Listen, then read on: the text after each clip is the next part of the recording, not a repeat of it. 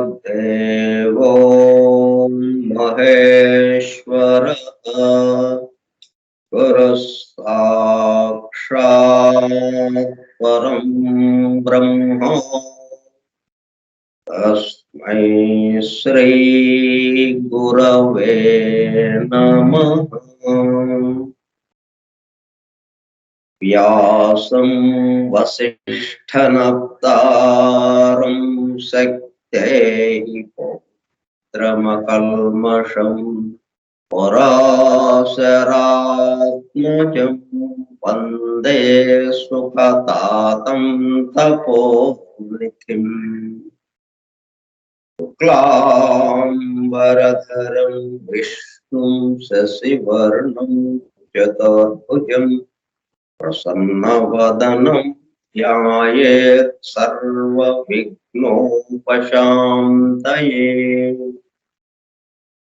अगज आनन पद्मार्कं गजाननमहर्निशम्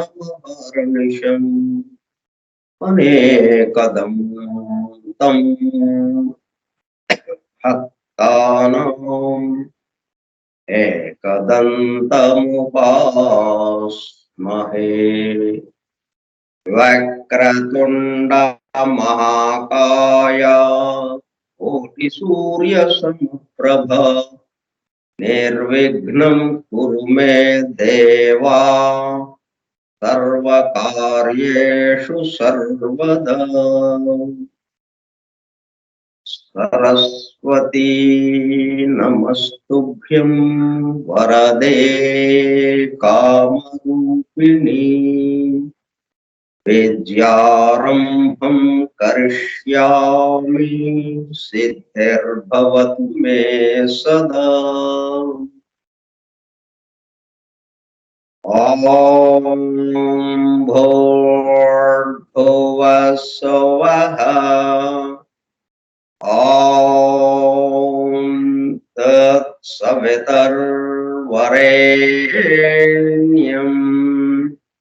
भर्गो देवस्य धीमहि धियो यो नः प्रचोदयात्।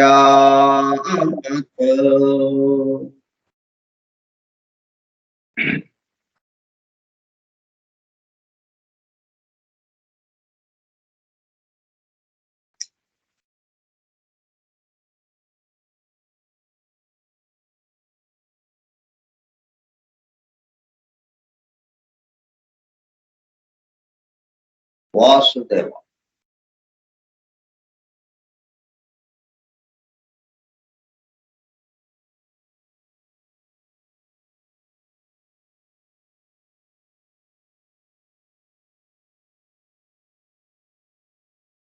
మనం స్కూల్లో పాఠం చెప్తా ఉండొచ్చు, ఇది పరిమితంగా ఉంటుంది. ఆ పాఠాలను కొన్ని విషయాలు సైన్స్ సబ్జెక్టు సైన్స్ వరకు పరిమితం, లెక్కల సబ్జెక్టు లెక్కల వరకు పరిమితం, తెలుగు భాషకి పరిమితం, అట్లా దేనికి దానికి పరిమితంగా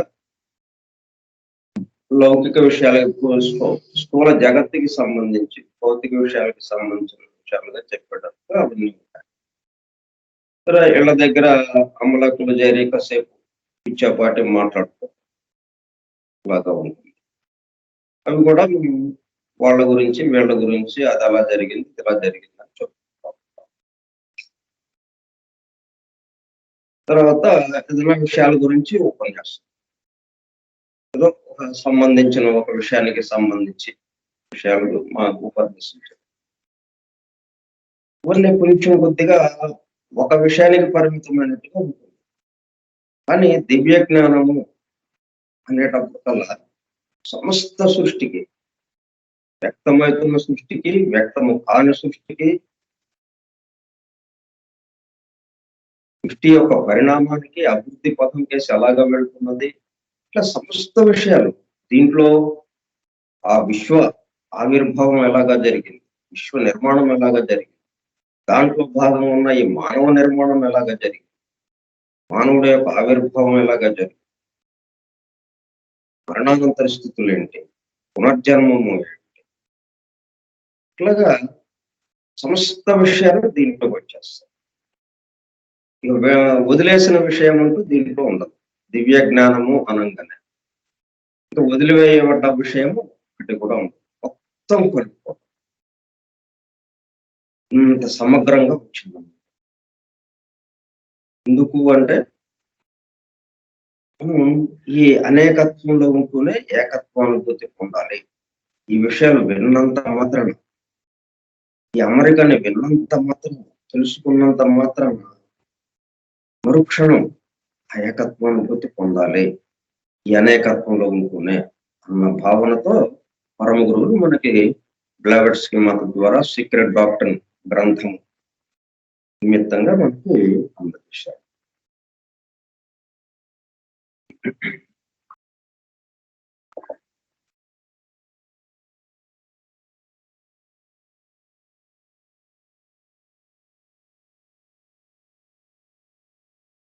ఫోరం ఫర్ ట్రూత్ సీకర్స్, సత్యాన్వేషకుల బృందం, ఏ టెక్స్ట్ బుక్ ఆఫ్ థియోసఫీ, దివ్య జ్ఞాన ప్రబోధిని గ్రంథ పఠనము మరియు అధ్యయనము కార్యక్రమం. 77వ పాఠము 14/3/2022 సోమవారము సాయంత్రం 4:30. దివ్య జ్ఞాన ప్రబోధిని స్కైప్ గ్రూప్ లో సుదూర ప్రాంతాల్లో ఎవరింట్లో వారు హాయిగా విశ్రాంతి తీసుకుంటూ ఏకకాలంలో ఒకేసారి ఏమి చేస్తున్నాము, వింటున్నామంటే ఎవరో ఏదో చెప్తుంటే వింటమే కదా. దాన్ని ఎవరేమి చెప్పకపోయినా చెవులలాగా అప్పగించి వింటున్నామండి. ఏం వింటాం? ఎవరో చెప్తుంటే ఆ చెప్పే విషయాన్ని మనం వినడం జరుగుతూ ఉంది. ఏమి వింటున్నాము? 1888 సంవత్సరంలో, అనగా దాదాపు 133 సంవత్సరముల క్రితము, the synthesis of science, religion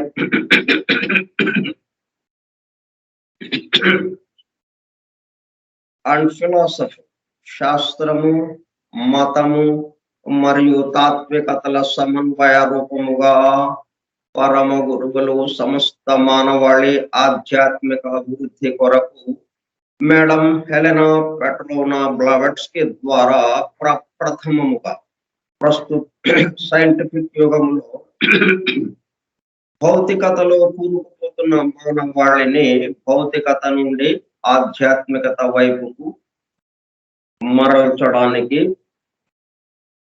అలానే పూర్తిగా ఆధ్యాత్మికత వైపుకు రమ్మని వారి ఉద్దేశము కాదు. అదే సమయంలో భౌతికత ఆధ్యాత్మికతల మధ్య సామరస్యము, సమతూకము, బ్యాలెన్స్ నిలపడానికి అందింపబడిన మ్యాగ్నమ్ ఓపస్ మహత్తర అద్భుత దివ్య జ్ఞాన గ్రంథము ద సీక్రెట్ డాక్ట్రిన్ కు గైడ్ బుక్ గా 1912లో అనగా దాదాపు 108 సంవత్సరముల క్రితము చార్లెస్ వెబ్స్టర్ లెడ్బెటర్ దివ్య జ్ఞానము గురించి సామాన్య ప్రజానేకమునకు కూడా అర్థమయ్యే పద్ధతిలో రచించిన ఏ టెక్స్ట్ బుక్ ఆఫ్ థియోసఫీ ఆంగ్ల గ్రంథము ద థియోసాఫికల్ సొసైటీ అంతర్జాతీయ అధ్యక్షులుగా పనిచేసిన శ్రీ జనరాజదాస గారి ఆజ్ఞతో శ్రీ గుంటూరు వెంకట సుబ్బారావు గారిచే దివ్య జ్ఞాన ప్రబోధిని పేరుతో ఆంధ్రీకరింపబడి 1942 సంవత్సరం అనగా దాదాపు 80 సంవత్సరముల క్రితము అడయారులోని ద థియోసాఫికల్ పబ్లిషింగ్ హౌస్ వారి ద్వారా ముద్రింపబడి తెలుగు భాష మాట్లాడే ప్రజలకు మేధావులతో సహా సామాన్య ప్రజానేకము దివ్య జ్ఞానము గురించి అవగాహన అండర్స్టాండింగ్ చేసుకుని దానిలో తెలిపిన విషయములను తమ నిత్య జీవితంలో ఆచరణలోనికి తెచ్చుకున్నటకు వీలుగా అందుబాటులోనికి వచ్చిన గ్రంథరాజము ఫోరం ఫర్ ట్రూత్ సీకర్స్ సత్యాన్వేషకుల బృందము ద్వారా నిర్వహింపబడుతున్న గ్రంథ పఠనము మరియు అధ్యయనము కార్యక్రమములో బూస్టర్ డోసుగా పఠిస్తూ అధ్యయనము చేయుతుండగా ఆ కార్యక్రమంలో పాల్గొని ఎలా వింటున్నాము అత్యంత శ్రద్ధాసక్తులతో చెవియొగ్గి వినుచున్న అనగా ఒళ్ళంతా చెవులు చేసుకుని వినుచున్న ప్రియ సోదర శ్రోతలందరకు నమస్కారం.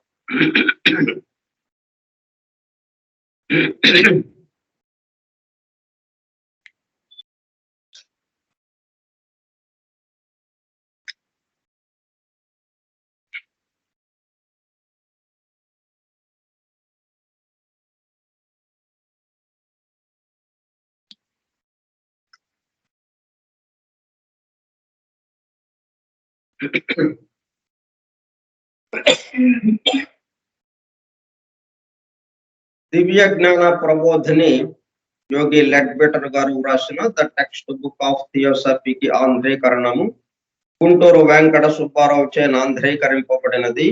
అడయార్ థియోసాఫికల్ పబ్లిషింగ్ హౌస్ వారిచే ప్రచురింపబడినది 1942 సంవత్సరం. 10 అధ్యాయములుగా ఉన్నాయి గ్రంథరాజంలో. 9 అధ్యాయములు పూర్తి చేసుకుని 10వ అధ్యాయమైనటువంటి దివ్య జ్ఞాన అభ్యసన ఫలితములు వాటిని మనం తెలుసుకుంటూ ఉన్నాం. ఈ 9 అధ్యాయములలో చెప్పబడిన విషయం విని గ్రహించి అవగాహన చేసుకున్నవాడు ఎలాగా మాట్లాడతాడు, ఎలా ప్రవర్తిస్తాడు, ఎలాగా నిద్రపోతాడు, ఎలా మేల్కొంటాడు, ఇట్లా అతని యొక్క దినచర్య, ఆ దినచర్యలోని ప్రతి నిమిషం ఏమేమి చేస్తుంటాడు, ఎలా భావన చేస్తాడు, ఎలా ఆలోచిస్తాడు, ఎలా మాట్లాడతాడు, ఆ విషయాలు మనం దీంట్లో మనకిస్తున్నారు. భగవద్గీతలో తోట అడుగుతాడు అర్జునుడు, యోగి ఎట్లా మాట్లాడతాడు, అతను గుర్తించడం ఎట్లాగా, మనం ఎలాగా ప్రవర్తిస్తాడు, ఆ విషయాలు చెప్పమని కృష్ణుడు అడుగుతాడు. కృష్ణుడు ఆ యోగి అలాగే మాట్లాడతాడు. అవన్నీ వివరాలు దాంట్లో ఒక అధ్యాయంలో వస్తాయి, చక్కగా వివరిస్తాడు. అట్లాగే ఇక్కడ లెడ్బెటర్ ఏం చేశాడంటే ఈ 9 అధ్యాయంలో ఈ సృష్టికి సంబంధించినటువంటి సమస్త విషయాలు విన్న తర్వాత, అవగాహన చేసుకున్న తర్వాత అతను ఎట్లాగా జీవితం మార్పు వచ్చేస్తుంది, ఎలాగా ప్రవర్తిస్తాడు ఇక్కడ రాస్తున్నాడు.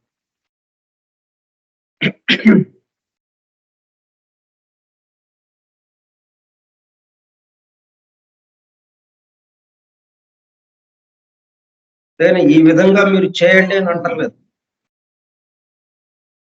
ఇదంతా విన్న తర్వాత ఇక ఈ విధంగా మీరు చేయండి అన్న మాట కాకుండా అలా చేస్తారు వాళ్ళు అని మనకి చెప్పుకుంటా వస్తుంది.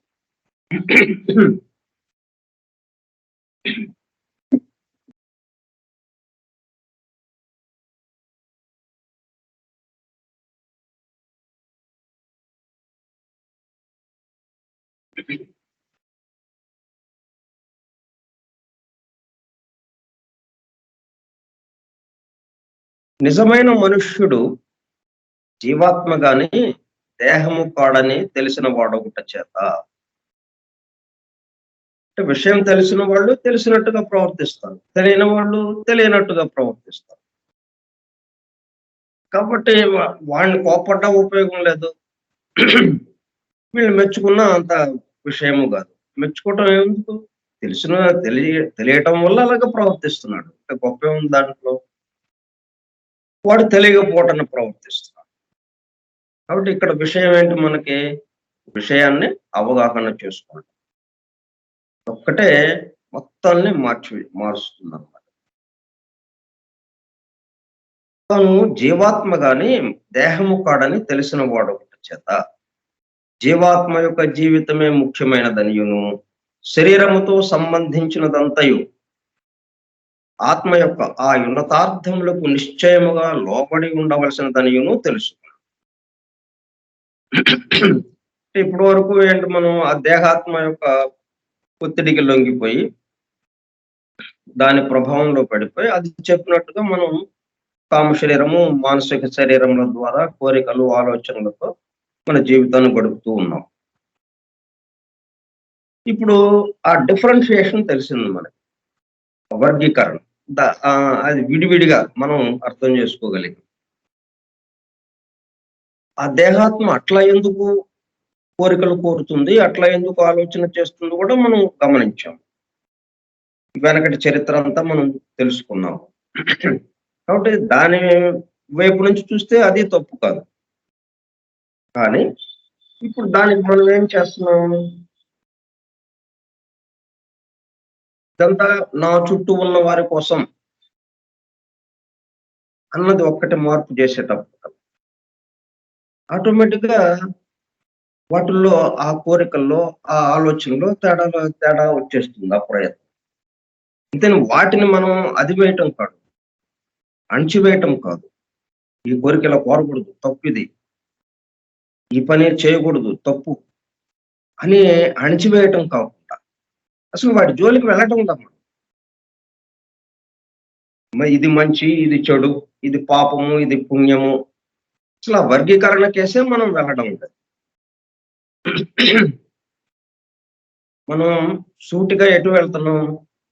నా చుట్టూ ఉన్న వారి కోసం. నా కోసం అన్న దాని నుంచి నా చుట్టూ ఉన్న వారి కోసం అన్న మాటను ముందుకు తీసుకొచ్చేటప్పుడు కల్లా అప్రయత్నంగా రావాల్సిన మార్పులన్నీ ఆటోమేటిక్ గా వచ్చేస్తాయి. ఎక్కడ బలవంతం ఉన్నది, ఎక్కడ అణిచివేయటం ఉండదు. మనం ఈ పద్ధతిలో అధ్యయనం చేసుకుంటాం. అంతేగాని దీని నుంచి తప్పుకోవడానికి కొంత సాధన చేయటం, మనసులో ఆలోచనలు రాకుండా చాలా జాగ్రత్తగా అలాగ నిలిపివేయటం, మనసుని నిరాకార నిశ్చల స్థితిలో నిలిపివేయడం, ఇటువంటివి మనం ఏమీ పెట్టుకోలేదు. మనం చాలా తేలిక మార్గం ఒకటి చూసాం. అదేంటంటే నా చుట్టూ ఉన్న వారి కోసం. అది కూడా మనం కొత్తగా చేస్తున్నది లేదు. మళ్ళీ అంతకుముందు మనం చేస్తున్న పనులే, నా కోసం అనుకుని చేసే పనులు ఏవైతే ఉన్నాయో వాటిని నా చుట్టూ ఉన్న వారి కోసం. దాంతో అప్పుడేమవుతుంది, ఇక దేహాత్మ నెమ్మదిగా ఇక తన యొక్క ఆవేశాన్ని వీటన్నిటినీ నెమ్మదిగా సద్దుమణిగిపోతాయి. వాటి యొక్క ఇది ఎప్పుడైతే అవన్నీ సద్దుమణిగిపోయో జీవాత్మగా తన యొక్క ఛార్జ్ తీసుకుంటుంది.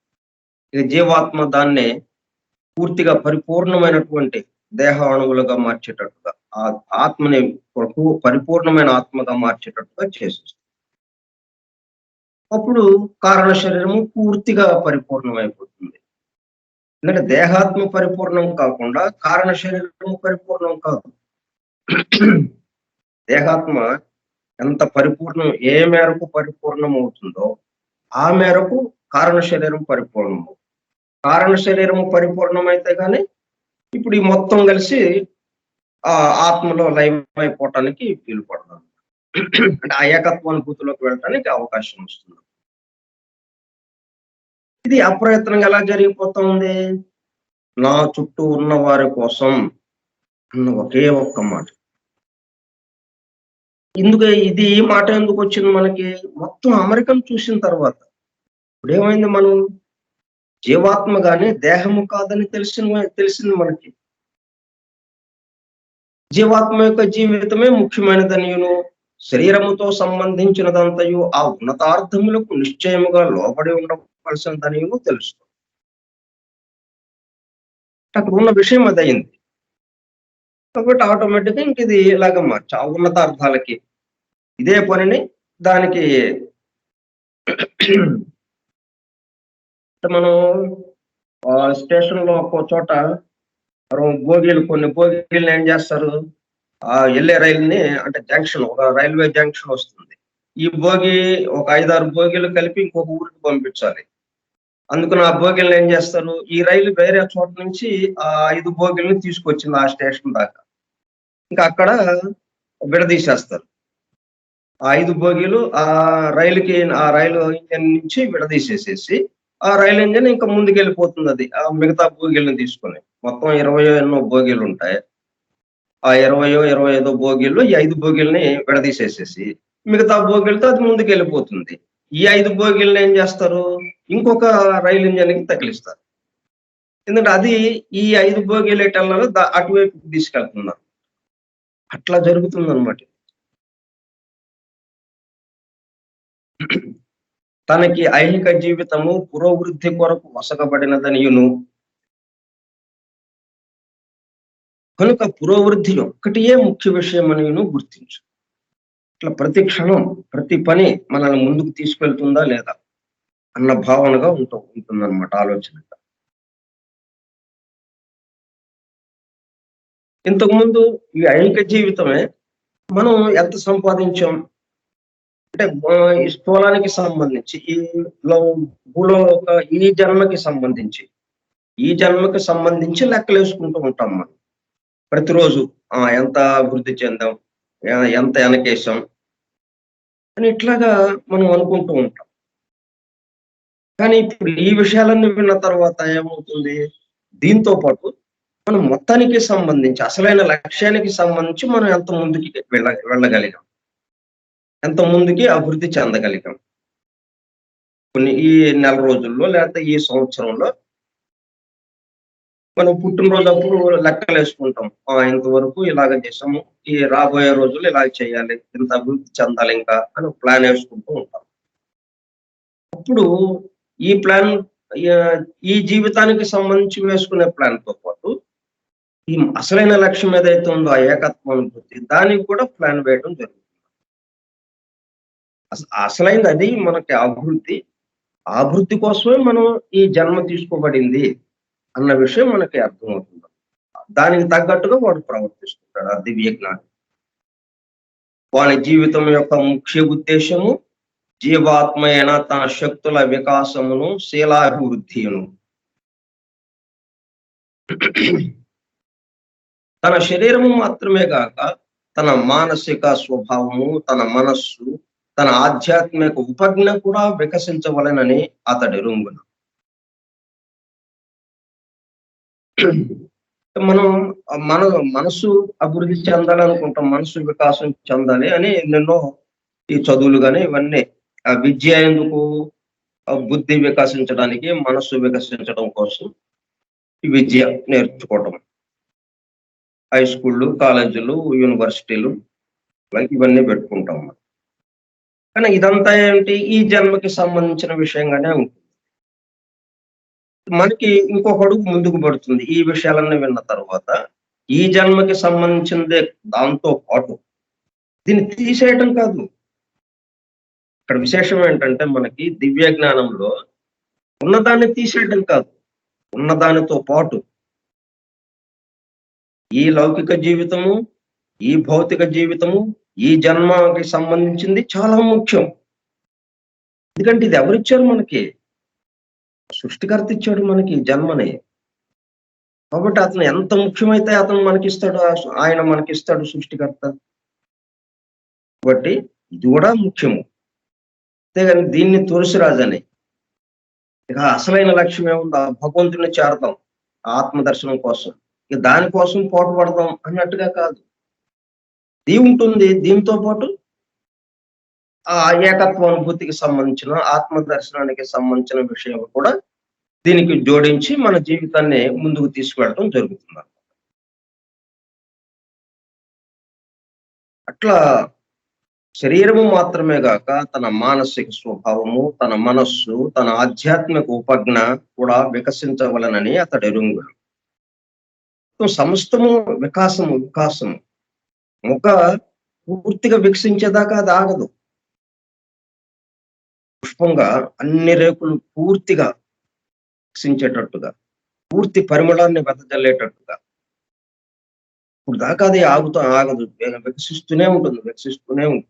ఎంత దాకా వికసించగలదో అంతవరకు వికసిస్తూనే ఉంటుంది. ఇట్లా మనం కూడా వికసించడానికి ఇక్కడికి వచ్చిన వాళ్ళము. అయితే కాబట్టి ఇక్కడితో మనం ఆగిపోవటం కాదు. వృద్ధి చెందాల్సిన వాళ్ళం మనం. మనకు అదే నిదర్శనం. మన దేహం పెరుగుతుంది, మన మనస్సు పెరుగుతూ ఉంది, మన బుద్ధి పెరుగుతున్నది. అన్ని వికాసం చెందుతూనే ఉన్నాయి కదా దాంతో పాటు. కానీ ఆత్మకేసి మనం దాని మీద దృష్టి పెట్టడం. ఇప్పుడు దాని మీద కూడా దృష్టి పెట్టడం జరిగింది. ఈ వికాసంలో అతడు శుద్ధ పరిపూర్ణత కంటే తక్కువేమీ బడయుట ఉద్దేశము కాదనియును. పరిపూర్ణం. పరిపూర్ణం అంటే ఏకత్వానుభూతి. ఇక్కడ ఉన్నది మొత్తం ఏంటి అనేదే. తత్సంబంధమైన శక్తి అంతయు తన చేతిలోనే ఉన్నదనియను, ఆ పరిపూర్ణతను పడేటకు అతని ముందు అనంతమైన కాలం ఉన్నదనియను, అయినను దాన్ని ఎంత త్వరలో పొందిన అంత సుఖవంతుడై ఇతరులకు అంత ఉపకార్యగునని అతను తెలుసుకుంది. అనంతకాలం. ఈ ఒక్క జన్మే కాదు. ఈ 50 ఇప్పటికి 60, 70 ఇంకా 10 సంవత్సరాలు, 20 సంవత్సరాల సమయం ఉందేమో మనకి. ఇంకో 30 సంవత్సరాలు తక్కువ వయసు వాళ్ళైతే ఇంకో 30 సంవత్సరాల సమయం ఉందేమో. ఇంత తక్కువ సమయంలో మనం ఆ వికాసం చెందగలమా? సాధించగలమా ఇది? అంటే కాదు. ఇంకా ఎన్నెన్నో జన్మలున్నాయి మనకి. అనంతమైన కాలం మన ముందుంది. అట్లాగని తీరిగ్గా వచ్చే జన్మకు చూద్దాంలే. ఇప్పుడు మనం ఈ పద్ధతిలోనే వెళదాం. ఏ అప్పుడే ఎందుకు? వచ్చే జన్మకో, ఆ పై వచ్చే జన్మకో ఆలోచిద్దాంలే ఈ విషయాలన్నీ అని అట్లా కాకుండా, ఇప్పటికిప్పుడు మనం అభివృద్ధి చెందడం ఎట్లాగా అని ఆలోచిస్తుంటాడు. అనంతమైన కాలం మన ముందు ఉన్నప్పటికీ అయినా సరే ఇప్పుడే కావాలి నాకు. ఎందుకు ఇప్పుడే కావాలి? మనం సుఖవంతులమైతే, ప్రశాంత చిత్తులముగా ఉంటే మనం మన చుట్టూ ఉన్న వాళ్ళకు ఉపయోగపడతాం అంత ఎక్కువగా. ఎందుకు అంటే ఇతరులకు ఉపకారులుగా అవ్వటం కోసం. మరింత ఉపకారులుగా. ఇప్పుడు ఉపకారం జరుగుతూ ఉంది. మన ద్వారా ఉపకారం జరుగుతూనే ఉంది. ప్రతి వాడి ద్వారా ఉపకారం జరుగుతూనే ఉంది. చిన్న ఇసుక రేణువు ద్వారా అయినా, చిన్న చీమ ద్వారా అయినా, ఈ సృష్టిలో ఉన్నటువంటి అణువు ఇతరులకు ఉపయోగపడేదిగానే ఉన్నది. మరింతగా ఎంతో వికాసం చెందిన తర్వాత, ఎన్నో జన్మల తర్వాత, 50, 100, 1000 జన్మల తర్వాత, ఎన్నెన్నో జన్మల తర్వాత ఆ వికాసం పడసి అప్పుడు ఎక్కువ మందికి ఉపయోగపడటం అనే విషయం ఏదైతే ఉన్నదో అది అప్పుడు దాకా ఆగకుండా ఇప్పుడే ఈ జన్మలోనే మనం వికాసం చెందుతూ ఇతరులకు ఉపయోగపడటం మొదలు పెట్టచ్చు. ఎందుకంటే మనకు కావాల్సిన ప్రశాంతత, సంతోషం, ఆనందం అది లభిస్తుంది దాని ద్వారా. అదిగాక ఈ సృష్టి యొక్క అమరిక కూడా దానికి అనుగుణంగా ఉంది. ఎందుకు అనేకము అవడము అంటే ఈ అనేకత్వంలో ఏకత్వాన్ని దర్శిస్తూ తన చుట్టూ ఉన్న వారికి ఉపయోగకారిగా ఉండటం. ఎందుకంటే భగవంతుడు ఎలాగ ఉన్నాడు? ఈ సృష్టికి ఉపకారిగా ఉన్నాడు ఆయన. ఉపయోగకారిగా ఉన్నాడు. ఈ సృష్టి మొత్తాన్ని నడపడానికి, ఈ సృష్టి మొత్తం త్వరగా అభివృద్ధి చెందటానికి, పరిపూర్ణతకు వేసి వెళ్ళడానికి ఆయన ఉపయోగకారిగా ఉన్నాడు. అట్లాగే మనం కూడా ఉపయోగకారిగా ఉండటం అని. అతడు తన జన్మము పాఠశాలలో గడుపుకున్న ఒక దినము గాని వేరు కాదనియును. ఈ జన్మ అనేది ఉంది మనకి ఈ ఈ లౌకిక ఈ స్థూల జగత్తుకు సంబంధించిన కాలంతో మానవ సంవత్సరాలుగా మనం లెక్కలేసుకుంటే ఓ 70-80 సంవత్సరాలు. కానీ ఇంతటితోనే ఇది కాదు. మనం పాఠశాలలో మనం విద్య గడుపుతున్నట్టుగా ఈ జన్మలు తీసుకోవడం అనేది పాఠశాలలో విద్యలు గడుపుతున్నట్టుగా. కాబట్టి ఒక జన్మ ఒక రోజు కింద లెక్కకొస్తుంది అన్నట్టుగా. ఒక దినము గాని వేరు కాదనియును. ఈ స్థూల దేహము దాని ద్వారా పాఠములను నేర్చుకొనుటకు తాత్కాలికముగా ధరించిన అంగీ అనియును తెలుసుకును. ఈ స్థూల దేహం ఏంటన్నమాట, మనం సూక్ష్మంగా ఏమి చేయటానికి వీలు పడదు కాబట్టి స్థూలంగా ఈ దేహాన్ని తీసుకుని, అంటే ఏదో ఒక పనిముట్టు కావాలి. మనం ఇక్కడి నుంచి ఇంకో చోటకి ప్రయాణం కావాలి, మనం ప్రయాణించాలి, ఏదో వాహనం కావాలి, కారో లేకపోతే మోటార్ సైకిల్, మనకున్న ఆర్థిక పరిస్థితిని బట్టి మనం ఏదో ఒక వాహనాన్ని ఎంచుకుంటాం కదా. వాహనాన్ని ఉపయోగిస్తూ ఇక్కడి నుంచి ఇంకొక చోటకి మనం అనుకున్న చోటకి వెళతాం. అట్లాగే మనం ఈ నేర్చుకోవాలి విషయాలు. నేర్చుకోవాలంటే ఇదిగో ఒక ఉపాధి కావాలి మనకి. ఈ భూలోకంలో ఉంటూ మనం ఇక్కడ విషయాలు నేర్చుకోవటం అనే దానికి ఇప్పుడు ఈ భౌతిక దేహం మనకు వచ్చిందన్నమాట. ఈ భౌతిక దేహం ఎలాగ వచ్చింది? వ్యక్తిగత ఆత్మగా ఉన్నటువంటి జంతువు యొక్క ఆత్మ మనకి ఉపాధిగా మనకు వచ్చింది. కాబట్టి ఈ స్థూల దేహము దాని ద్వారా పాఠములను నేర్చుకుంటూ తాత్కాలికంగా ధరించిన యంగి అనియును తెలుసు.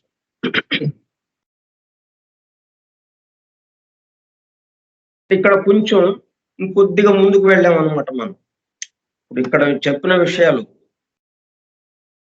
ఆ దేహాత్మ యొక్క దాన్ని పరిపూర్ణం చేయటము జీవాత్మ యొక్క కర్తవ్యము అన్న విషయము కొంచెం తక్కువగా ఉంది దీంట్లో. జీవాత్మ డెవలప్ అవ్వడము అన్న పాయింట్తోనే దీన్ని తీసుకొచ్చారు ఇక్కడ మనం. కానీ వాస్తవంగా ఏంటంటే ఇంకొంచెం మనం అంటే కాలానుగుణంగా ఏంటంటే బోధనలో కూడా విషయాలు మారతాయి. దాంట్లో ఉన్న ఇంకా లోతుల్లోకి వెళ్ళి మనకు అందింపబడతాయి. అంటే అప్పుడు ముందేం చెప్పారు? జీవాత్మ అభివృద్ధి చెందాలి అన్నట్టుగా చెప్పారు. కానీ మనకు వాస్తవంగా ఏంటి? జీవ ప్రసారము అభివృద్ధి పరచడానికి, కానీ జీవ ప్రసారం అభివృద్ధి అవ్వడానికి కాదు కదా మనకి జీవ ప్రసారం వచ్చేది. జీవ ప్రసారం ఎక్కడి నుంచి వస్తుంది? ఆ పరిపూర్ణ మూర్తి నుంచి వస్తూ ఉంది.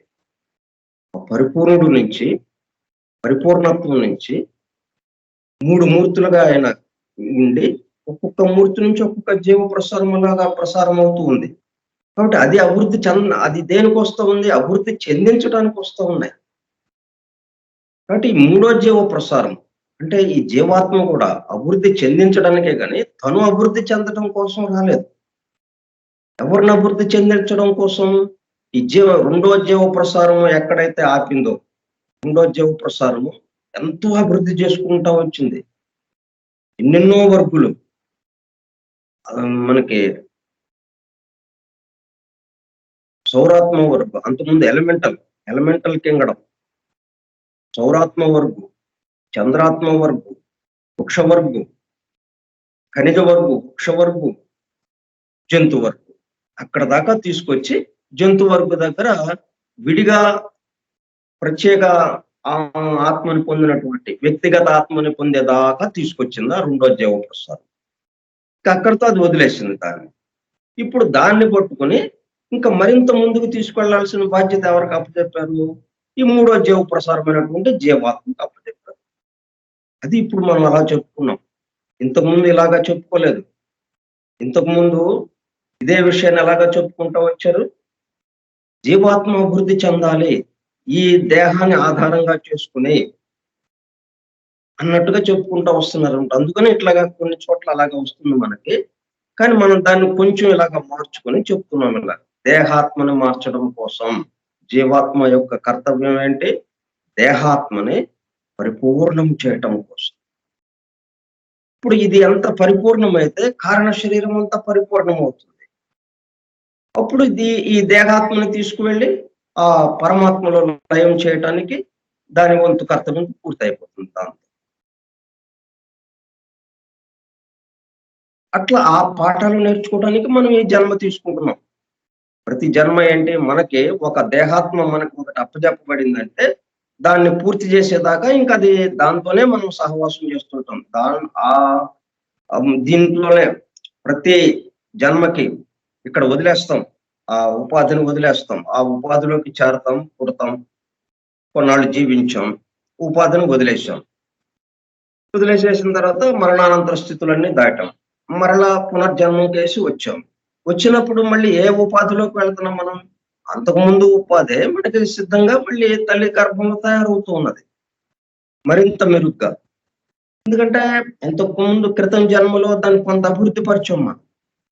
ఆ మేరకు కొంత అభివృద్ధి పరచబడిన దేహాత్మ ఆ ఉపాధిలోకి మళ్ళీ మనం వెళ్తున్నాం అన్నమాట. అంటే ఆ దేహాత్మ మొట్టమొదటిగా మనం ఏదైతే తీసుకున్నామో, మొదటగా జీవాత్మ ఏ దేహాత్మలోకి చేరిందో, ఉపాధిగా తీసుకుందో, అది పూర్తిగా పరిపూర్ణం అయిపోయేదాకా దాన్నే మనం దాంట్లోకే వెళ్తూ ఉంటాం. అంటే ప్రతిసారి మళ్ళా మనం పుట్టినప్పుడల్లా ఉపాధులు మారవు. ఇంకొక జంతువు ఉపాధిలోకి వెళ్ళిపోవడం, ఇంకొక జంతువు ఉపాధిలోకి వెళ్ళిపోవడం ఇట్లాగా మారదు. అందుకే క్రమక్రమంగా అభివృద్ధి. దాన్ని అభివృద్ధి చెందిస్తున్నాం. దాంతో పాటు కారణ శరీరము అభివృద్ధి చెందుతూ ఉంది. దాంతో పాటు జీవాత్మ మరింతగా వ్యక్తమవుతుంది. జీవాత్మ అభివృద్ధి చెందడం కాదు, వ్యక్తమవటం. పూర్తిగా వ్యక్తమవటం అన్నమాట. ఎందుకంటే జీవాత్మ ఆత్మ, బుద్ధి, మనసుకు సంబంధించింది. పరిపూర్ణ స్థితులకు సంబంధించినవి అవి. కాబట్టి ఆ పరిపూర్ణత్వం క్రమక్రమంగా వ్యక్తమవుతూ ఉంటుందన్నమాట.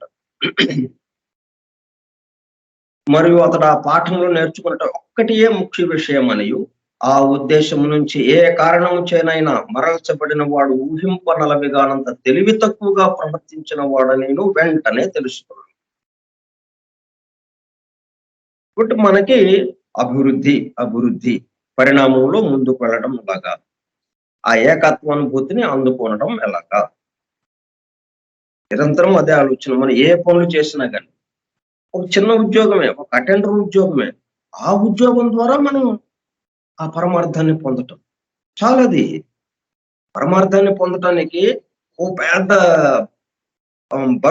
వారన్ బఫెట్ లాగా ప్రపంచ ధనవంతుడు అవ్వక్కర్లా, లేకపోతే అంబానీలాగా ప్రపంచ ధనవంతుడు అవ్వక్కర్లేదు. ఒక చిన్న అటెండర్, ఒక చిన్న బొండ్రోజు, ఒక చిన్న గుమస్తా చాలాది. వాటి ద్వారానే మనం పరమార్థాన్ని పొందొచ్చు. అంత తేలిగ్గా ఉంటుంది మనకి. ఇప్పుడు ఇది మనం పరమార్థం కేసి వెళ్ళటం, ఆ లక్ష్యాన్ని కూడా మన దగ్గర పెట్టుకున్నాం.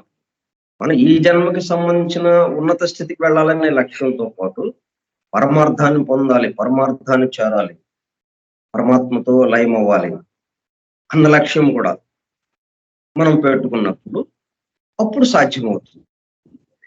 ఇవే పనుల ద్వారా, పనులేమీ మార్చుకోక్కర్లేదు. దీనికోసము పూజలు, ఉపాసనలు, తపస్సులు, ప్రత్యేకంగా ఏదో చేయటం ఏమి లేదు. నథింగ్.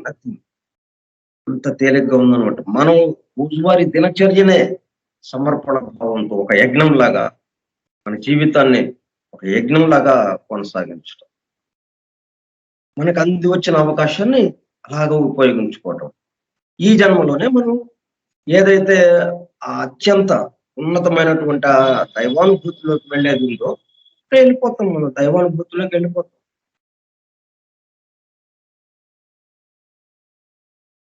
అంత ఈ విషయాలను విన్న తర్వాత మనకు అంత తేలికైంది. ఈ విషయాలు వినక ముందు మనం అమ్మో భగవంతుని చేరాలంటే ఎన్నెన్ని సాధనలు చేయాలి, ఎన్ని పూజలు చేయాలి మనం.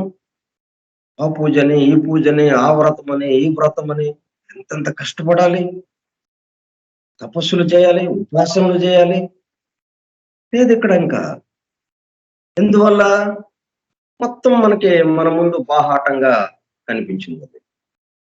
కనిపించేటప్పుడు కల్లా మన స్లోగన్ మారిపోయింది, నా కోసం. ఇప్పుడు అన్ని సాధనలు చేస్తున్నామా, అన్ని పూజలు చేస్తున్నామా, దేనికోసం అని అంటే నా కోసం, నేను భగవంతుడితో ఐక్యం అవడం కోసం. అక్కడికి వెళ్ళినా కానీ నా కోసమే. అది స్లోగన్ మారలేదు.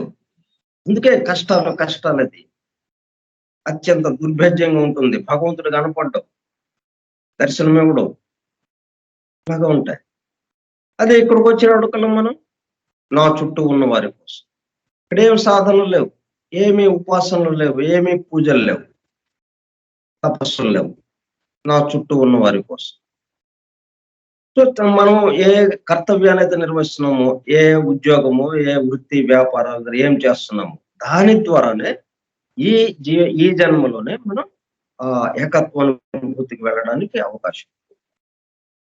అట్లాగా మార్చుకున్నాం మనం. అలాగా మనం చెప్పుకుంటున్నాం ఇక్కడ. అందుకిచ్చారు ఇవి. సీక్రెట్ డాక్టర్‌ను ఎందుకు? మనం సైంటిస్ట్‌లు చాలా చక్కగా ఉపయోగించుకుంటున్నారు. ఎట్లాగా? కొన్ని కొత్త విషయాలు కనుక్కోవడానికి. సరే వాళ్ళు పరిమితంగానే ఉపయోగించుకుంటున్నారు గానీ, అది ఉప బాగా చాలా ఎక్కువగా ఉపయోగించుకుంటున్న వాళ్ళలో, ఈ సీక్రెట్ డాక్టర్‌లో ఇవ్వబడ్డ విషయాలు ఏవైతే ఉన్నాయో, సృష్టికి సంబంధించినటువంటి రహస్యాలు, వాటిని మాక్సిమం ఉపయోగించుకుంటున్నది సైంటిస్టులు. అంటే చక్కగా అన్ని విషయాలు వాళ్ళకి అర్థమైపోతున్నాయి. చక్క ముందుకెళ్ళిపోతున్నారు. ఎన్నెన్నో కొత్త ఆవిష్కరణలు, కొత్త విషయాలు కనుక్కోవడం. కానీ వాళ్ళు ఈ భౌతికంగా ఈ పరిమితమైనటువంటి దానికి, దీని ద్వారా మనం ఆ పరమార్థాన్ని చేరాలి, ఆ పరమాత్మని చేరాలన్న పాయింట్ అక్కడ లేదు. సో, అది పరిమితం అయిపోయింది. అట్లాగా వృధా అయిపోయింది. వాళ్ళకి వృధా అది. వాళ్ళు ఉపయోగించుకుంటున్నారు కానీ వృధా. ఇటు మతము సరిగ్గా ఉపయోగించుకోలేకపోతున్నారు.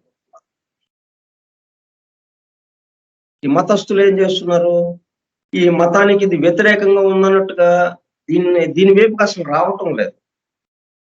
దివ్య జ్ఞానం కేసి అసలు రావటం లేదు. దాన్ని అలాగే వాళ్ళు ఉపయోగించుకుంటున్నారు. తత్వవేత్తలు వాళ్ళు ఇటువైపుకి రావటం లేదు. అసలు ఇప్పుడు తత్వవేత్త అన్నోడే లేడు ప్రపంచం మొత్తం. అట్లా విచిత్రంగా అట్లాగైపోయింది. ఒకప్పుడు మరి ప్రతి శతాబ్దంలోనూ 12వ శతాబ్దం, 13వ శతాబ్దం, 14వ శతాబ్దం పలానా వాళ్ళు తత్వవేత్తలు ఉండేవాళ్ళు. వాళ్ళు ఎంతో మందికి మార్గదర్శకులుగా ఉండేవాళ్ళు. భగవంతుడి విషయాలు చెప్తూ అని ఇట్లాగా ఉండేది. వాళ్ళు లేరు ఇప్పుడు.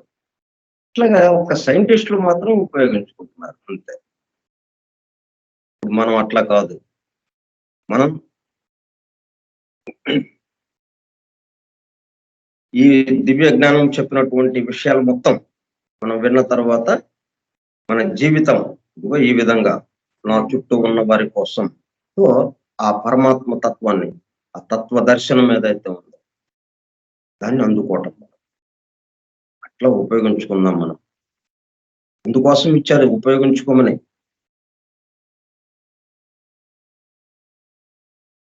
వాని బుద్ధికి ధనార్జనము, కీర్తి సంపాదనము వంటి కేవల ఐహిక విషయముల కొరకు కాలము గుచ్చుట బొత్తిగా పసిబిడ్డలయాటయని వాటితో ఆగటం కాదు. ధనార్జనం చేయండి, కీర్తిని సంపాదించండి. అది వద్దని అంటలేదు. కానీ అక్కడితో ఆగిపోవటమే చిన్నపిల్లల ఆట అయిపోతుంది. అక్కడితో ఆగకుండా వాటినే మనం ఇతరులకి ఎలాగ ఉపయోగపడుతున్నాము వీటి ద్వారా. మనం కీర్తి సంపాదించాలంటే ఎంతో కష్టపడాలి, అంత తేలిగ్గా వస్తుందా? నన్ను గురించి మీరందరూ పొగడండి అని అంటే ఎందుకు పొగుడుతారు వాళ్ళు? సరే డబ్బులు ఇస్తే పొగుడుతారు. డబ్బులు ఇవ్వాలంటే మన దగ్గర డబ్బులు ఉండాలిగా, డబ్బులు సంపాదించాలంటే పెద్ద వ్యాపారం చేయాలి. ఇట్లాగ మరి ఇవన్నీ కష్టపడాల్సిందే కదా! నువ్వు కష్టపడుతూ నువ్వు ఎంత ఎక్కువ కష్టపడ్డావో అంత ఎక్కువ మందికి నువ్వు ఉపయోగపడుతున్నావు. నువ్వు ఉపయోగపడుతున్నావు అనే విషయం నువ్వు పక్కన పెట్టేసి, నా కోసం, నా కీర్తి కోసం, నా గౌరవ ప్రతిష్టల కోసం, నేను గొప్ప వ్యాపారుడిని అవ్వాలనే కోసం దానికి శ్రమ పడుతున్నట్టుగా అయిపోయింది. అక్కడితో ఆగిపోతున్నాను. అదే విషయాన్ని నా చుట్టూ ఉన్న వారి కోసం నేను ఉపయోగపడుతున్నాను అన్న ఒక్క మాటతో మొత్తం టిల్ట్ అయిపోతున్నాను. తన నీచ స్వభావమును కొన్ని నిమిషములు తృప్తిపరచుటకై నిజముగా తాను పొందదగిన దానిని అంతను తెలివి తక్కువగా వదులుకుంటాయని గోచరించు. నీచ స్వభావం అంటే ఏం లేదు, నా కోసం అంటే తక్కువ స్థాయి అన్నట్టుగా. అట్లా కాకుండా ఆ నీచ స్వభావమున కొన్ని నిమిషములు తృప్తిపరచుటకై నిజముగా తాను పొందదగిన దానిని అంతను అంటే నా చుట్టూ ఉన్న వారి కోసం అనేటప్పుడు కల్లా ఎంత ఆనందం, ఎంత ఆ పరమాత్మ దర్శనం ఇక్కడ అయిపోతుంది. వాటిని వదిలేసుకుంటాను. తెలివి తక్కువగా వదులుకుంటాయని గోచరించు. అతడు ఐహిక వస్తువులపై అభిమానం ఉంచక ఆముష్మిక విషయములపై అభిమానం ఉంచు. కానీ అట్లాగని ఐహిక వస్తువుల్ని వదిలేయటం కాదు. ఎంతవరకు కావాలో అంతవరకు తీసుకుంటాడు. అయితే మా ఇంట్లో ఫ్రిడ్జ్ కావాలి. ఫ్రిడ్జ్ మీదే వాడి దృష్టి ఉండదు. ఫ్రిడ్జ్ ఎంతవరకు వస్తువుల్ని మనం పాడవకుండా ఉంచుకోవడానికి అది ఎట్లా ఉపయోగపడుతుందో ఆ ఉపయోగం కోసం. ఏసీ కొంటాడు. ఏసీ చల్లదనం కోసం. అంతవరకే. దాని ఏసీ ఉంటే మా నాకు చాలా గొప్పోడు అనుకుంటారు మా చుట్టుపక్కల వాళ్ళు. కాబట్టి అదొక స్టేటస్ సింబల్ అన్నట్టుగా వాడు దాన్ని పెట్టుకోడు. ఇప్పుడు మనం ఈ విషయాలన్నీ విన్న తర్వాత వాటిని ఎంతవరకు ఉపయోగించుకుంటాం అంతవరకు ఉపయోగించుకుంటాం. వస్తువులు వదిలేయాల్సిన పనేం లేదు. ఏసీ పెట్టుకోకూడదు, ఫ్రిడ్జ్ ఉండకూడదు ఇంట్లో, ఏ వస్తువులు ఉండకూడదు, నిరాడంబరంగా ఉండాలి. ఏం పర్లేదు. అలాగూ ఉండొచ్చు, ఆడంబరంగానూ ఉండొచ్చు. కానీ ఈ విషయాన్ని మర్చిపోకూడదు మనం. నా చుట్టూ ఉన్న వారి కోసం. ఇప్పుడు మనం ఏం చేస్తున్నాం? ఆడంబరంగా ఉండకూడదు, ఆ వస్తువులు ఉండకూడదు, ఈ వస్తువులు ఉండకూడదని ఈ లెక్కలు పెట్టుకుంటున్నాం. ఇలాగైతేనే మనం భగవంతుని చేరటానికి వీలవుతుంది. లేతే ఈ వస్తువుల మీద అభిమానం మనకు పెరిగిపోయి, ఆ భగవంతుడి మీద అభిమానం తగ్గి మనం దూరం అయిపోతాం అన్నట్టుగా తీసుకొస్తారనమాట. ఆ విషయాన్ని మాత్రం మనం ముందుకే ఉంచడం లేదు. నా చుట్టూ ఉన్న వారి కోసం అన్న విషయం. మనం ఏం చేస్తున్నామంటే ఇయన్నీ మనకొద్దు. ఈ వస్తువులు ఉండాలా? వద్దా? అయి పక్కన పెట్టేయండి. అవసరాన్ని బట్టి నువ్వు ఉంచుకుంటే ఉంచుకో లేకపోతే లేదు. అది పెద్ద విషయం కాదు. విషయం ఏంటి ఇక్కడ? నా చుట్టూ ఉన్న వారి కోసం. మిగతాయి మీ ఇష్టం పోండి. అదే మనం ముందుకు వెళ్ళటానికి వీలవుతుంది.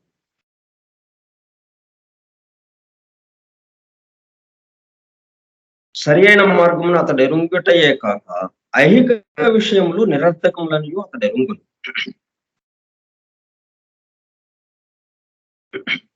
నీచ ప్రకృతి బొత్తిగా నమ్మదగనది.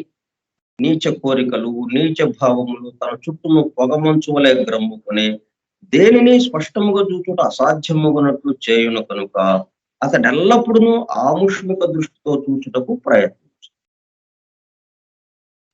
కాబట్టి ఈ భావాలన్నీ, ఈ కోరికలు గాని, భావాలు గాని ఇవన్నీ మనకు ఒత్తిడి వస్తూ ఉంది. దేహాత్మ నుంచి ఆ ఒత్తిడి వల్ల ఈ కోరికలు కలుగుతున్నాయి మనకి. ఈ ఆలోచనలు వస్తున్నాయి, ఈ భావాలు వస్తున్నాయి, ఈ రాగాలు, ఈ వాంఛలు ఇవన్నీ వస్తున్నాయి. అందుకని మనం ఏం చేయాలంటే వాటిని ఆపాలి అంటే మరి ఇంత కష్టమైన విషయం. దాన్ని ఆపాలంటే ఒకటే మార్గం. మనం చేస్తున్న పనిని నా కోసం అనకుండా నా చుట్టూ ఉన్న వారి కోసం అంటే అప్రయత్నంగా మార్పు వచ్చేస్తుంది. దీన్ని ఆపడాలు, నిరోధించడాలు, వీటి కోసం మనం ప్రత్యేకంగా సాధనలు చేయటాలు ఏం లేదు ఇంకా.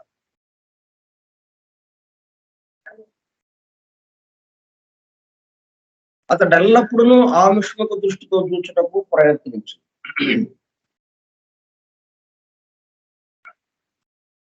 దివ్య జ్ఞాని తనలో పెనుగులాట ఎప్పుడు ప్రారంభమైనను తాను ఉత్తమ ప్రకృతికి చెందిన వాడనియును, నీచ ప్రకృతికి సంబంధించిన ఈ దేహము నిజమైన ఆత్మ కాదనియు, తన ఉపాధులలో ఒకదానిలో తనకు స్వాధీనం కాని భాగము మాత్రమే అనియు జ్ఞాపకమునకు తెచ్చుకున్నాడు. మొట్టమొదటిగా ఏంటంటే ఈ వర్గీకరణ మనకి పూర్తిగా అనుభూతమైంది.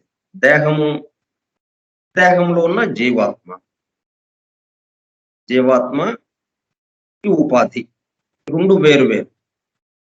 ఇట్లా వేరుగా లేదు. అంటే ఈ జీవాత్మ ఏంటి? దేహాత్మ మొత్తాన్ని వ్యాప్తి చెందింది. దేహాత్మ మొత్తంలో, ఈ దేహం మొత్తంలో వ్యాప్తి చెందింది జీవాత్మ అన్నది. ఒక చోట పరిమితమై లేదు.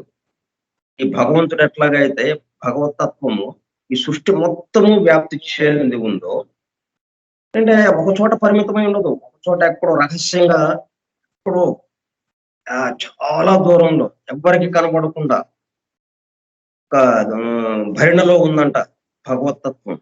అంటే కాదు.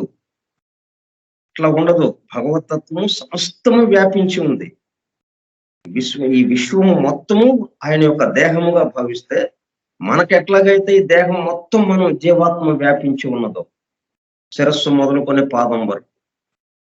అట్లాగే ఆయన కూడా ఈ విశ్వం మొత్తము వ్యాపించి ఉన్నాడు.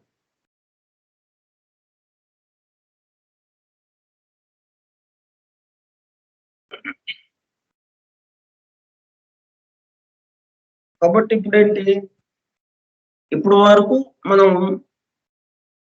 నీచ ప్రకృతి అంటున్నాం. ఆ దేహాత్మ ఉపాధి యొక్క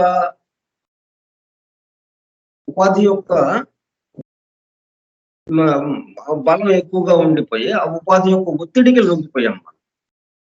అంటే జీవాత్మ ఏం జరిగింది, ఇప్పుడు ఇక్కడ ఏం జరుగుతూ ఉంది, దేహాత్మ యొక్క ఒత్తిడికి జీవాత్మ లొంగిపోవడం జరుగుతూ ఉన్నది.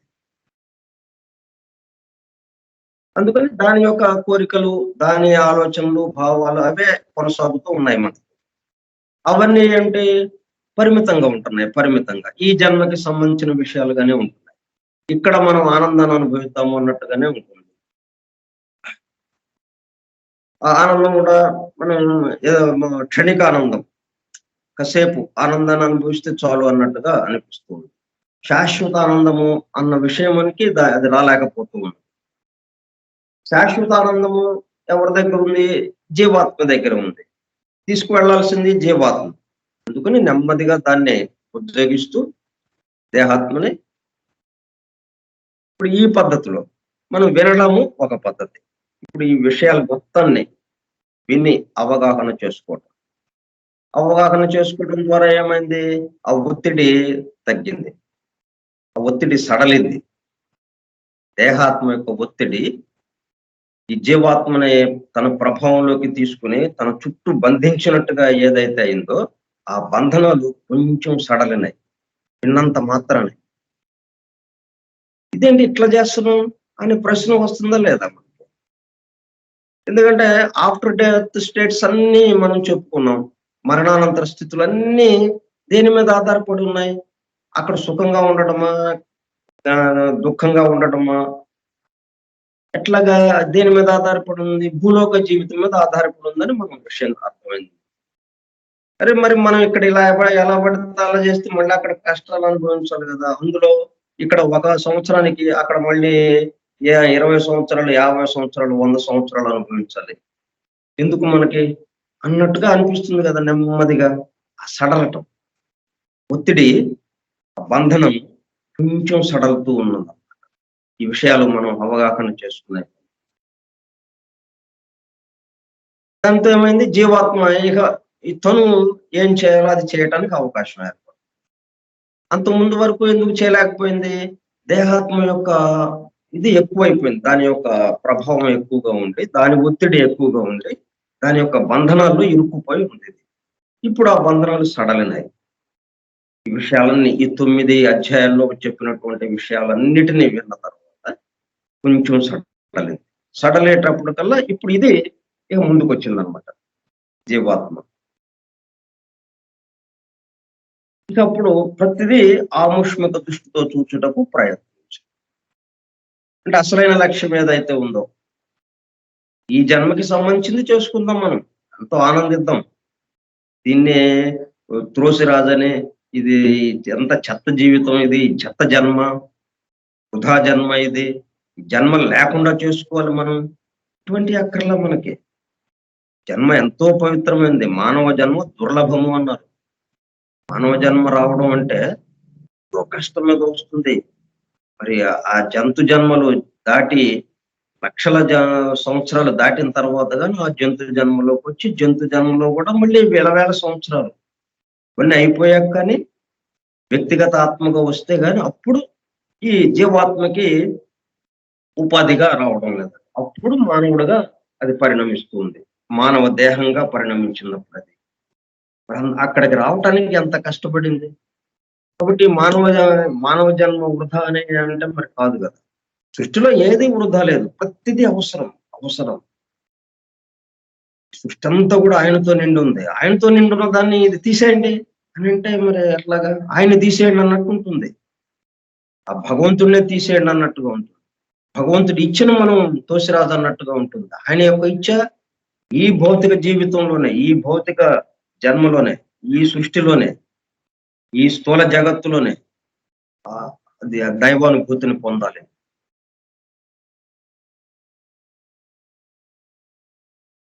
దివ్య జ్ఞాని తనలో పెనుగులాట ఎప్పుడు ప్రారంభమైనను తాను ఉత్తమ ప్రకృతికి చెందినవాడ నేను నీచ ప్రకృతికి సంబంధించిన ఈ దేహము నిజమైన ఆత్మ కాదనియు తన ఉపాధులలో దానిలో తనకు స్వాధీనముగానే భాగము మాత్రమే అని జ్ఞాపకమునకు తెచ్చుకున్నాను. అంతకుముందు జ్ఞాపకానికి రాలా. ఎందుకని ఈ దేహాత్మ యొక్క పూర్తి ఒత్తిడి పూర్తిగా తన అధీనంలోకి తీసుకుంది దేహాత్మ. దాంతో ఏం మారు మాట్లాడడానికి లేకుండా అయిపోయింది. మెదలకుండా కూర్చుంది జీవాత్మ. సరే చూద్దాం. మనం అదృష్టవశాన ఆ భగవంతుడి యొక్క కరుణ కటాక్షములతో మనకి అవకాశం కలిగింది. ఆ పరమ గురువులు మేడం బ్లావెట్స్కి ద్వారా దాన్ని అందజేయటం, ఆ విషయాలన్నిటినీ. దాన్ని లెడ్బెటరు ఒక వ్యాస రూపంలో రాయడం. ఎందుకంటే సీక్రెట్ డాక్టర్‌ను మనకు అందుబాటులోకి ఉండటం లేదు. అది చాలా పెద్ద అగాధంలాగా ఉండిపోయింది. దాన్ని ఒక క్రమ పద్ధతిలో చక్కగా చిన్న చిన్న మాటలతో ఒక చిన్న కథలాగా మనకి చెప్పేటప్పుడు కల్లా చక్కగా ఉంది. అయితే అది ఇంగ్లీష్‌లో ఉంది కాబట్టి తెలుగులోకి జిన రాజదాసు గారి ఆజ్ఞతో ఈ గుంటూరు వెంకట సుబ్బారావు గారు దీన్ని దివ్య జ్ఞాన ప్రబోధిని అనే అనువాదం చేయడంతో మనకి ఇంకా తేలికైంది. దీన్ని మనం చక్కగా చదువుకుంటూ, పఠిస్తూ, అధ్యయనం చేస్తుండేటప్పుడు మనకి ఎన్నెన్నో విషయాలు చక్కగా అవగాహనలోకి వచ్చేసినాయి. అవగాహనలోకి వచ్చేటప్పటికల్లా ఈ దేహాత్మ యొక్క బంధనం సడలింది. అంటే తనకి తనలో కూడా మార్పు వచ్చేసిందనమాట. ఇట్లా కాదు. ఇక నుంచి నా చుట్టూ ఉన్న వారి కోసం పద్ధతిలో మనం జీవితాన్ని గడపాలి. అట్లాగే మనం అసలైనది ఏదైతే ఉందో నీచ ప్రకృతి అంటే ఏంటి? పరిమితత్వం. ఈ జన్మకి సంబంధించిందే. అంటే మరు జన్మ ఉందో లేదో మనకు తెలియదు అన్నట్టుగా. జన్మలు లేవు, గిన్మలు లేవు అది పక్కన పెట్టేయండి. ఈ జన్మకేంటి? ఇక్కడ మనం ఉన్నాం ఇప్పుడు. ఇప్పుడు నేను ఆనందాన్ని అనుభవించాలి. అంతే. నేను తాగుతాను, నేను తిరుగుతాను, నా ఇష్టం. నాకేది ఆనందం అనిపిస్తే అది చేస్తూ ఉంటాను. అన్నట్టుగా మనం దానికి ప్రాధాన్యత ఇవ్వడం అనే దాన్ని నీచ ప్రకృతి అంటాం. అంతకంటే ఏం లేదు. అవన్నీ ఎక్కడి నుంచి వచ్చినాయి మరి? ఇదిగో ఈ దేహాత్మ నుంచి వచ్చినాయి. ఆ దేహాత్మకి ఎక్కడి నుంచి వచ్చినాయి? ఎప్పటి నుంచో అణగారిపోయినటువంటి ఆ కోరికలు, ఆ వాంఛలు ఇవన్నీ ఇప్పుడు బయటకొస్తున్నాయి. ఈ బయటకి రావడానికి ఎట్లా అవకాశం ఏర్పడింది? మరి మరి జీవాత్మ ఏం చేసింది? మానసిక శరీరాన్ని, కామ శరీరాన్ని కట్టుకొని వచ్చింది. అది వచ్చేటప్పటికల్లా దీనికి ఇంకా తేలికైపోయింది దేహాత్మ. అదే ఆ 2 శరీరాలు లేకుండా వచ్చిందనుకోండి. దేహాత్మకి కిక్కురుమంటానికి లేదు. ఏం బెసకడానికి లేదు.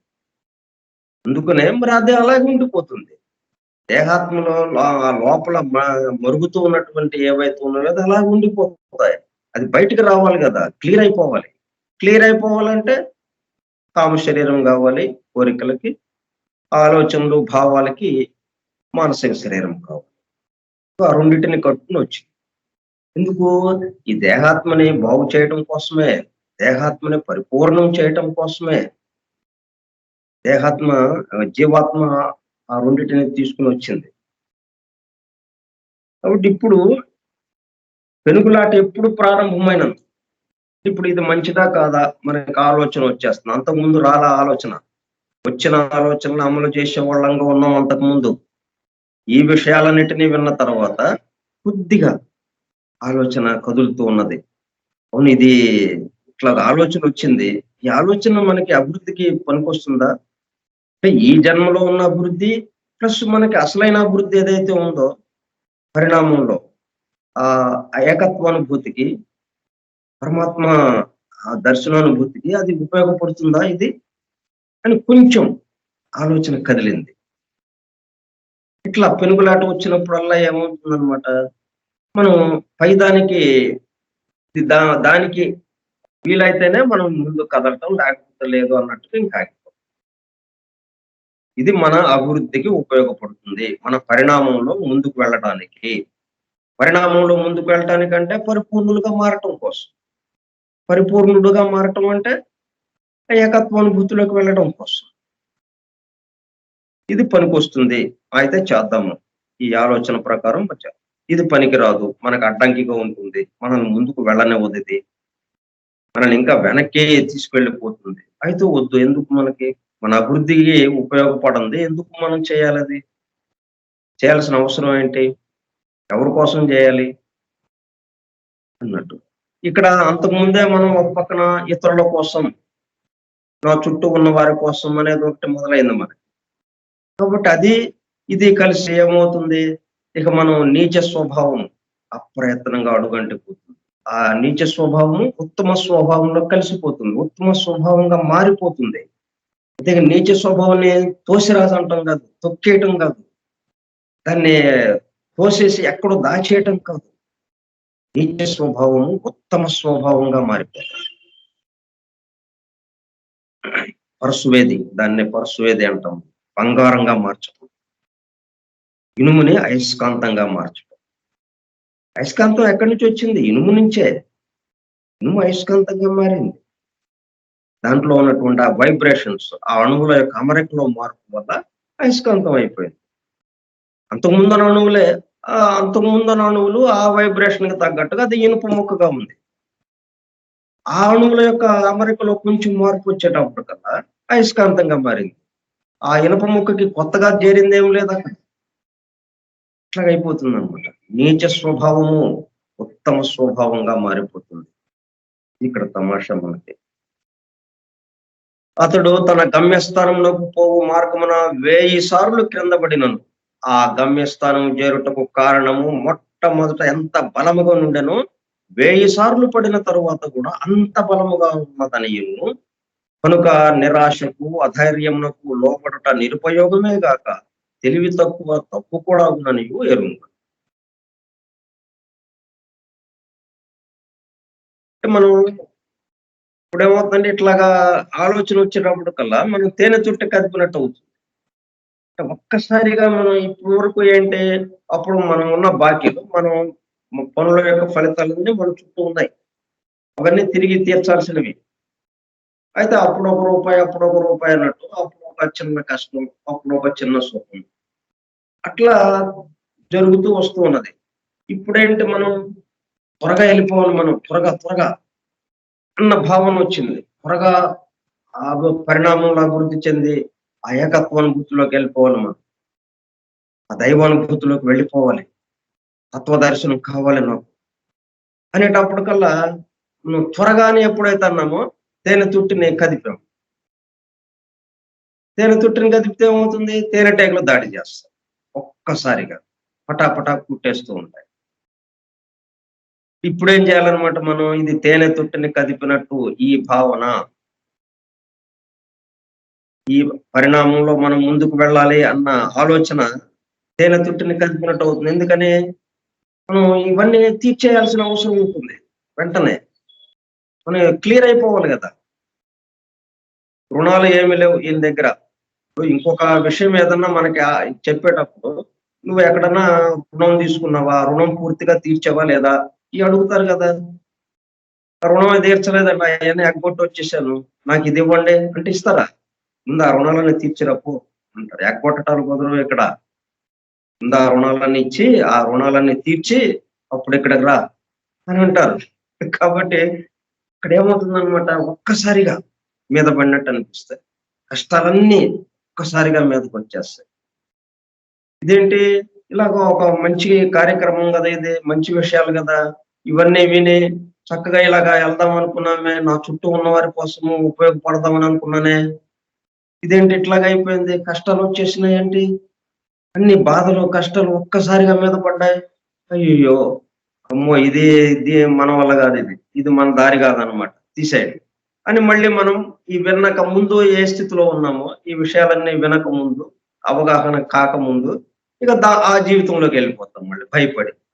నేను కింద పడ్డంగా అందుకని. కానీ ఇక్కడ మనకేం జరుగుతుందంటే, ఆ విధంగా అంత అధైర్యపడేటట్టుగా మనం ఈ విషయాలు మనకు అందింపబడలేదు.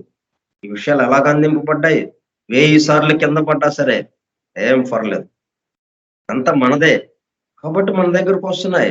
వీటిని ఇప్పుడు మనం తేనెని తీసుకోవాలి కదా మనం. తేనె తొట్టి నుంచి తేనె కావాలి మనకి.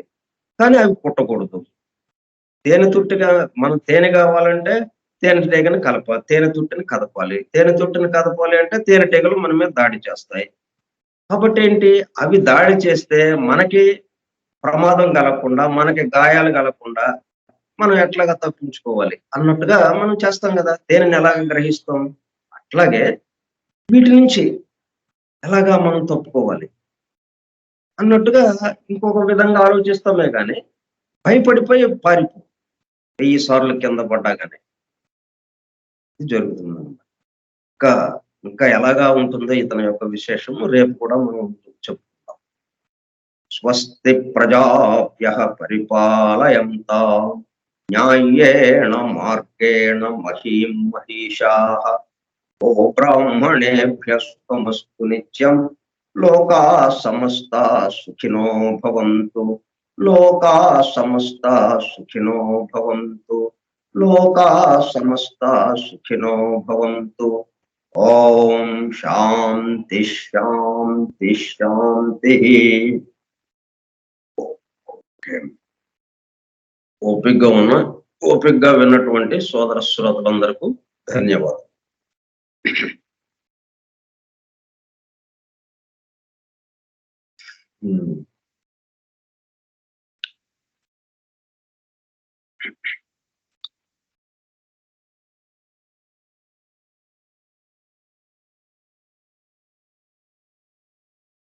Pranam, sir. Thank you. Good.